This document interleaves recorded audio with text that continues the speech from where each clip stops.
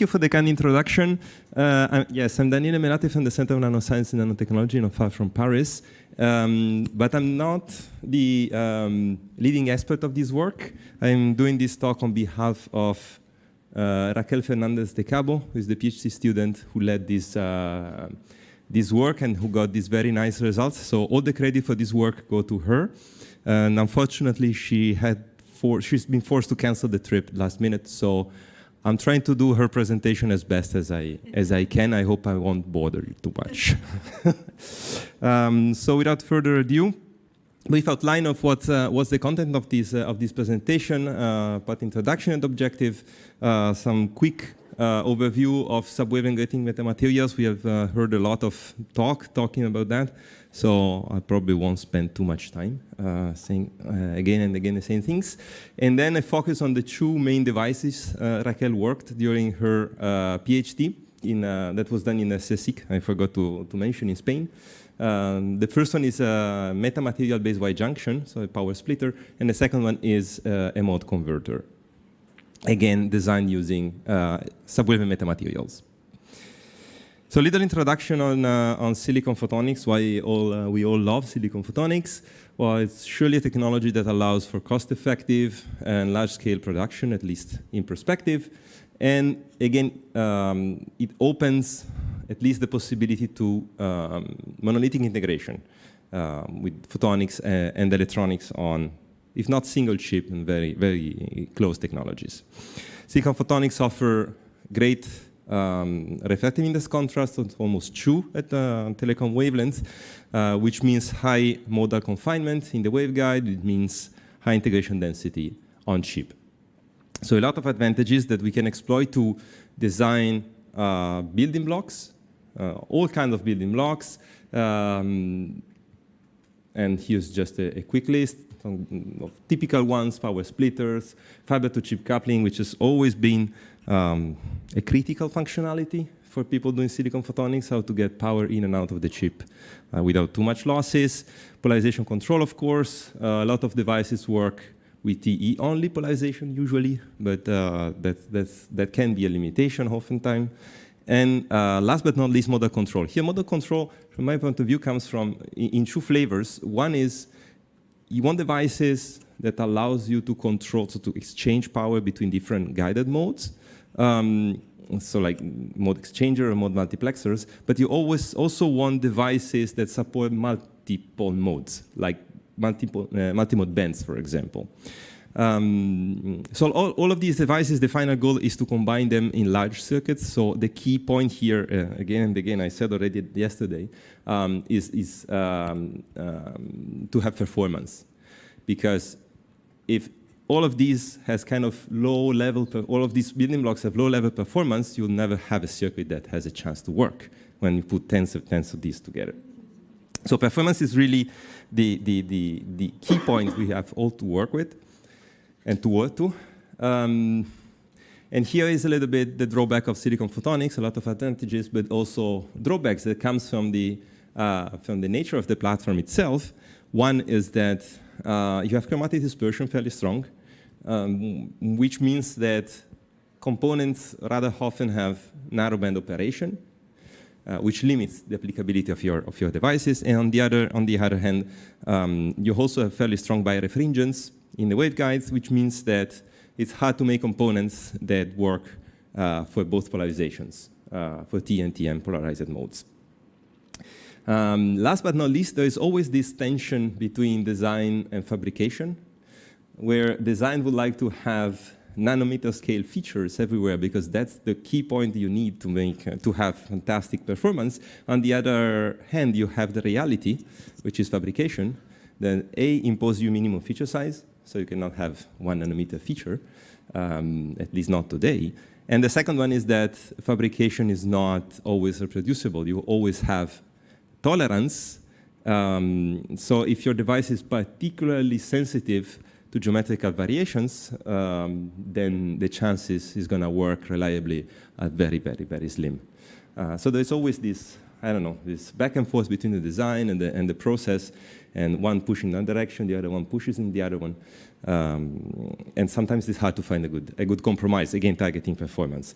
Now, performance means a lot of stuff. Means low loss, yes. It means operation on multiple optical modes, of course, as I mentioned. It means broadband. It means compact footprint. If you want many components to be integrated on one circuit, well, you need them to be small. Otherwise, your circuit is not that integrated anymore. And a particular consideration on fabrication is also very important, which means minimum feature size always have to be taken into account, because this limits your design space. And the second one is that you have to be aware of fabrication tolerance. The earlier you put this consideration into the design process, the better, because it allows you to compensate for what you know is going to come when you try to fabricate your components.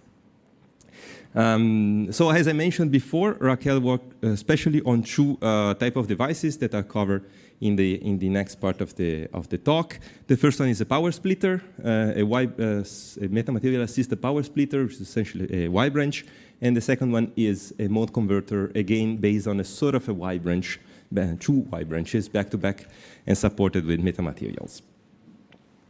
So a very quick overview of metamaterials. As I said, there's probably no need for this. What is a metamaterial? Well, you essentially structure a waveguide, at least, using a period that's smaller than half the wavelength. And when you do this, you can approximate the propagation of light in this type of structure, has that of a waveguide made with an equivalent material, which has optical properties that lays between that of silicon and that of the cladding that usually is silica or air.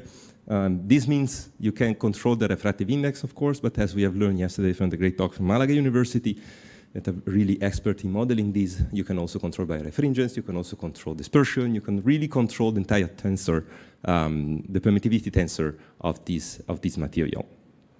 And this has been explored wide on a lot of devices, a lot of components, and this is just a very quick overview starting from the very first one. I'm not sure if this is the first one where SWG were demonstrated, but we're almost there. NRC Canada, I guess, probably was 2012, the first one, and many others that came in the next 10 years. So moving on the critical parts, on the first design, on the first device, on the Y junction, the power splitter, this is a little more in details how the device was designed. So you see you have essentially three sections. You have an input waveguide there. This is just a solid waveguide. Regular one sufficiently large to support multi-mode propagation, especially T0, T0, and T1, and TM0, of course. You may wonder where is TM1. TM1 is not here, essentially because you're experiencing it's experiencing a lot of substrate leakage loss. So TM1 really, it's hard to have it propagating in this platform. It's a 220 nanometer platform. That's the reason why it was not taken into account here in the design, but the main focus was TE01 and TM0. Then you have a section where the two solid core, if you want, waveguides are split out, generating what is a regular Y branch. Now, the critical point when you design a Y branch, as you're probably very well aware, is the point where the two waveguide touches. So if you have a way to make this point infinitely sharp, then the device is going to be lossless. The problem is that you don't have a way to make it infinitely sharp. It means that this point becomes a scattering point, means that you usually have losses. And the size of this point is determined by the minimum feature size that your platform is able to create, which is usually for DPUVs in the 120 nanometers. So it's fairly large, especially because if you consider TE0 or TM0, a lot of power is actually concentrated here in the center of the waveguide, exactly where you have the discontinuity. So that it's a particularly harmful point, usually. So what was the trick here is to smooth out a little bit this transition, putting a subwavelength metamaterial in between, And you see there are two sections here. It's probably easier to see it here. You have a first section where you introduce the metamaterial that smooths the transition, and then you gently taper it out to go back to a solid core waveguide. And you see this is just a representation of the mode propagation for T0 and TM0. You see that they nicely split out in the two output ports, and here is for TE1. Now this is usually less critical for TE1 because you have less power in the center of the Y branch, so this is usually less critical to that transition, and usually losses are lower, and that's actually what happens also in this case. So in this, the design of the metamaterial here was fairly standard in the sense that the period was fixed at 200 nanometers. This ensures we are working in a deep subwavelength regime, and the duty cycle as well was fixed at 50%. This ensures that the minimum feature size is 100 nanometers, which is compliant with most fabrication processes we have access to today, including DPUV. So here's the optimization. The two main parameters that were optimized were essentially the length of the two sections, or the first section where the subwavelength metamaterial is introduced, and then the second section where the metamaterial is tapered out. And well, the parameters were essentially scanned until the two best performing devices, the length, sorry, were found. And you see that it's extremely compact. Okay? The full length is less than 12 micron total, starting from here to the end of the metamaterial. And here you have the simulations on the graph on the left. And I would like to point out the bandwidth of this simulation. So it goes from 1300 to 2000, sorry, nanometer. So it's a huge 700 nanometer bandwidth that is considered in this simulation. And this is a little bit, if you want, the advantage of introducing metamaterials. Really gives you access to immense operational bandwidth that are very hard to achieve with the regular silicon photonics process. And you see for TE0, but essentially, insertion loss remains below 0.2 dB on the entire band. And for TE1, even better. As I mentioned before, TE1 is less sensitive to transition in Y branches, and this is also reflected here. We are below 0.1 dB over the entire band. And the device also remains polarization independent in the sense that it also works nicely for TM0, not on the entire band. It gets a little bit lossy below, above 1800 for TM0, but if you remain below, let's say 1700, it works fantastically also for TM. As I mentioned, this is great, but this is ideal condition. So where you do not have any fabrication error. So it's always important to put that, to do at least an analysis of what happens if my fabrication is not perfect. And this is what Raquel did. So he took especially all these holes that are etched into the metamaterial and make them larger or narrower, and this is plus or minus 10 nanometers in the two directions to see how the performance changed. And you see there is essentially no change. Well, you see the dashed line are the performance when this fabrication tolerance is introduced, and there is no visible change. I point out the entire scale here is 1 dB. So we are in the deep sub-dB insertion loss regime. So this is really, really, really low loss, and it's really tolerant to fabrication errors. This is the SEM, tolerant to fabrication errors. This is the SEM, so the manufactured device. Two characterization structures. The first one is to characterize T0 and TM0, so it's just a cascaded version. So you have Y branches at each, here in each position. One branch is taken to the output of the chip to measure the loss, and the next one is fed into another Y branch, and so on and so forth.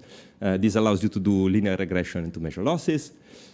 The second structure is to characterize TE1 losses, which is exactly the same thing. except that there's a little thing that has to be introduced, is a multiplexer, because here you are splitting TE, at a certain point you have TE1 that has to be fed, and is split into two waveguides with TE0 on both of them. So you have to recouple the TE0 onto TE mode and T1 mode and then continue. So there's this little variation in the characterization structure, but it's essentially the same concept. And these are the experimental results. Again, I point out that this is it's 1 dB, the full scale here, so you can appreciate the losses of this fabricated device, essentially below 0.2 dB. And the wavelength range is narrower, mostly limited by the lab availability. For T0 here probably already a 0.2. On the longer wavelength side, hard to tell. And you see this is true for TE0, TE1 as well, very low loss. And to at least estimate what happens when you have some fabrication error, on the chip, there was the nominal design, and there were also the designs where features were enlarged or shrank by 10 nanometers.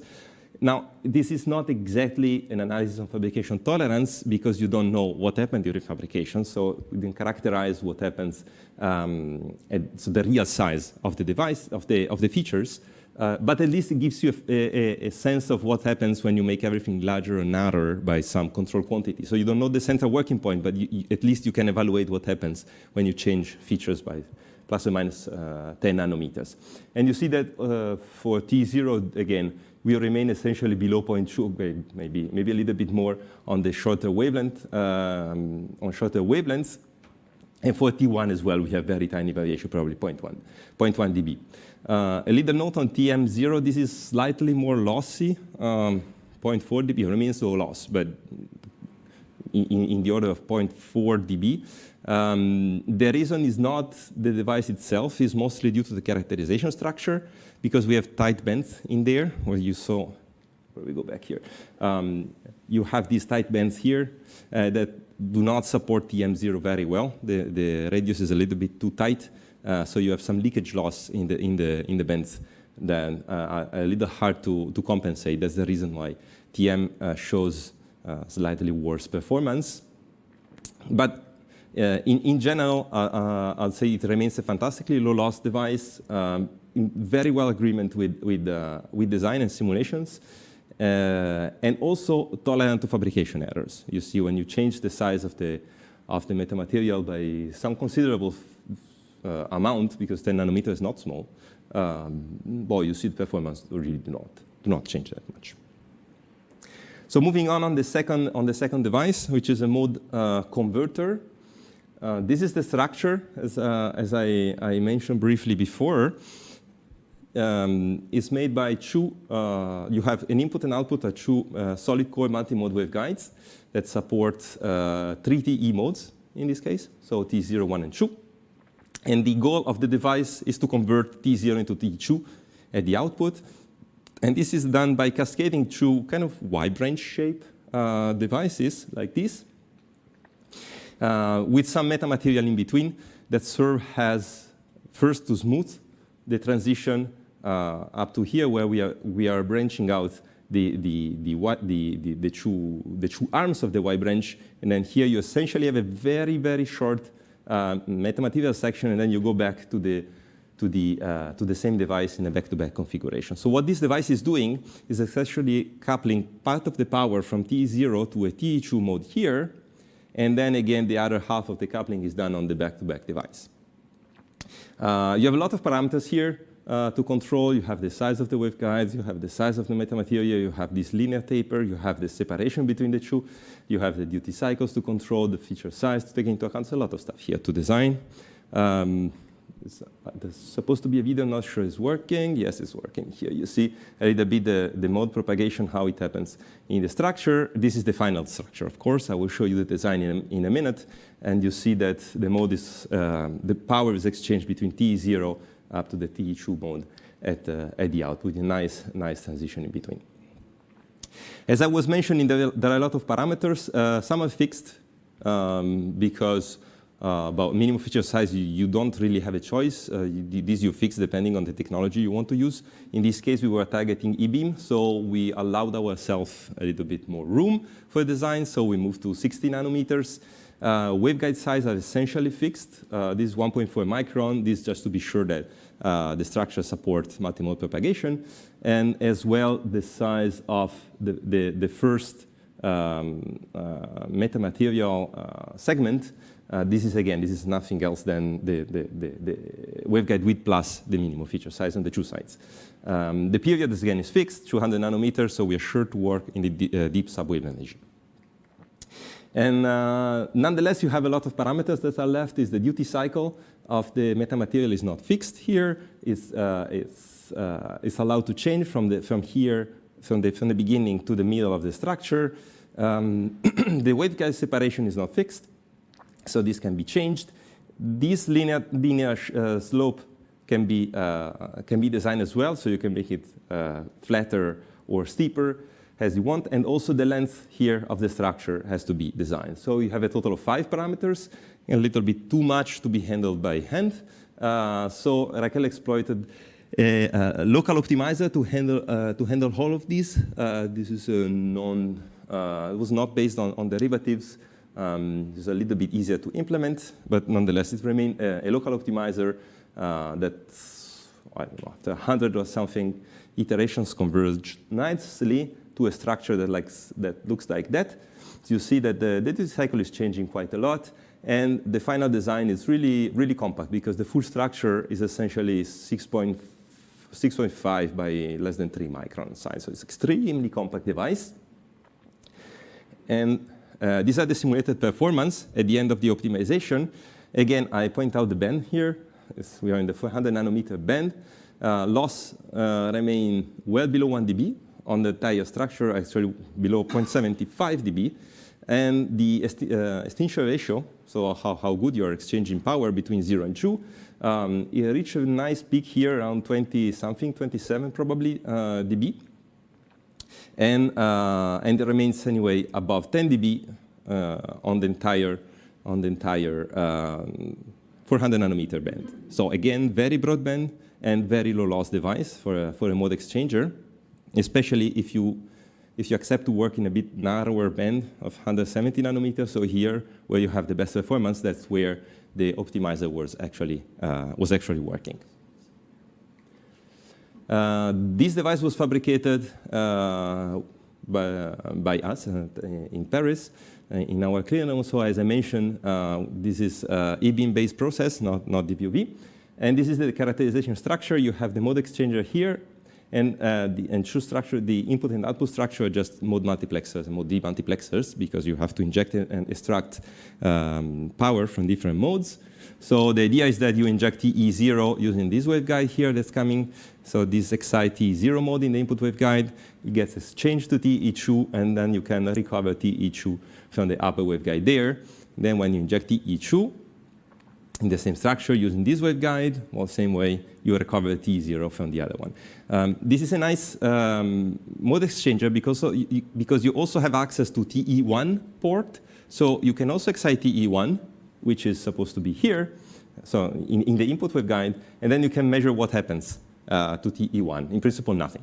Okay? This is just changing T0 to T2. So you are not supposed to have any TE1 in the output port. These are the experimental results. I can probably just go quick on this. You see the insertion loss, again, extremely low. There is some normalization fluctuation here because we are below 0, but this is mostly the normalization of the characterization structure. But you see it remains extremely low.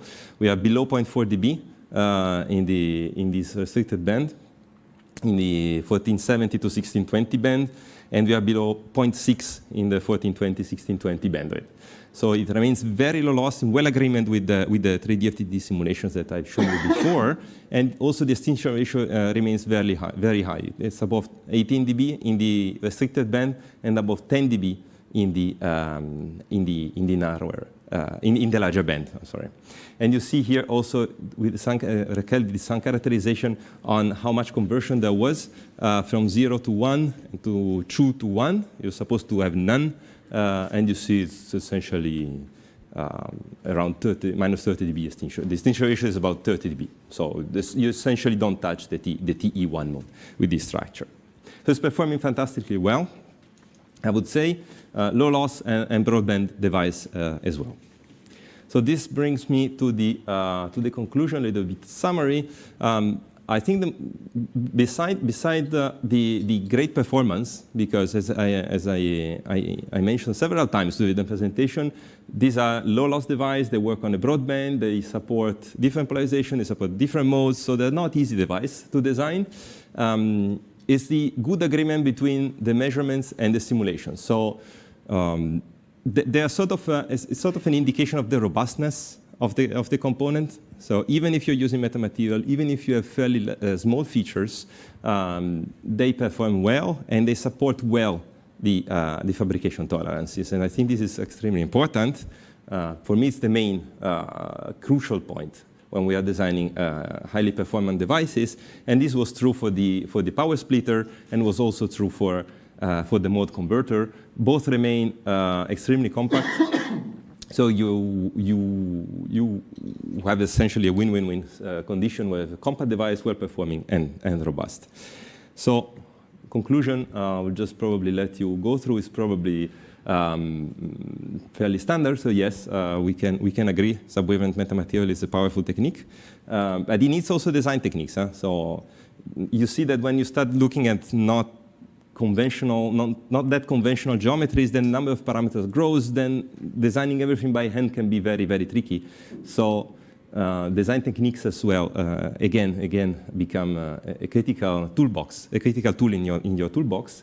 And the device, as I just mentioned, have fantastic performance. So I think Raquel did a fantastic job. So I thank you all for your attention. If you have questions, I'll do my very best to answer them. Thank you.